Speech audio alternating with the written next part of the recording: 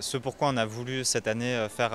développer la consultation de puéricultrice au congrès, c'est que c'est des activités qui existent mais qui ont du mal à être reconnues. Bien souvent, on appelle ces consultations permanence, notamment en PMI, on appelle ça accueil pesé. Enfin, c'est vraiment des termes qui ne correspondent pas du tout à ce qui est réellement fait dans ce type d'activité, vraiment du rôle propre des puéricultrices, où justement les puéricultrices vont développer tout un recueil de données auprès de l'enfant et de sa famille, vont développer en fait la définition d'un problème de santé, parfois sous forme de diagnostic infirmier, mettre en place des interventions et évaluer ces interventions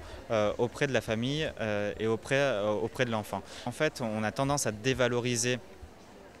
ce rôle des puéricultrices, puisque le terme consultation est pour l'instant d'utilisation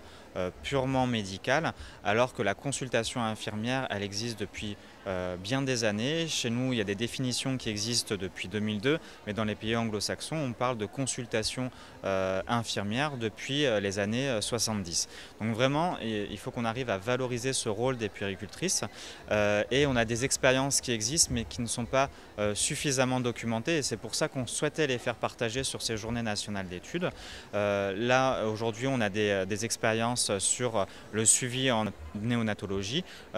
où justement on voit quelle réponse a été effectuée par rapport à un besoin de santé spécifique,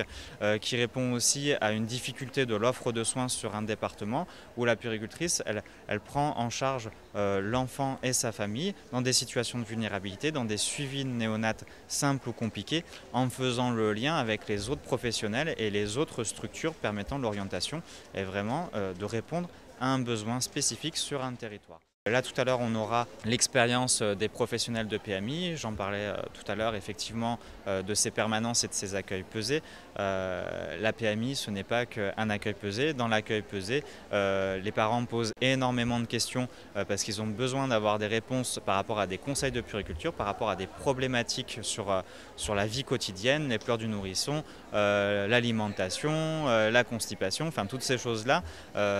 C'est des problématiques pour les parents qui sont très importantes et qui parfois les poussent à aller consulter aux urgences parce qu'ils sont dans des situations d'angoisse et de stress qui sont très importantes,